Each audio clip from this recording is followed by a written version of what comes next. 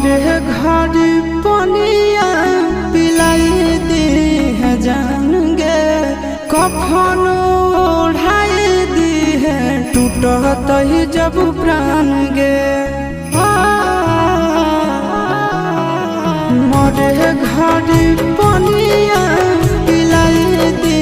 है जान गे कफन ओढ़ाई दी है टूटत ही जब प्राण गे हगे हमारा से तोरा जाती प्यार होता भेंट सक छात कर लगे हगे सोनाया गावा हो भरती पा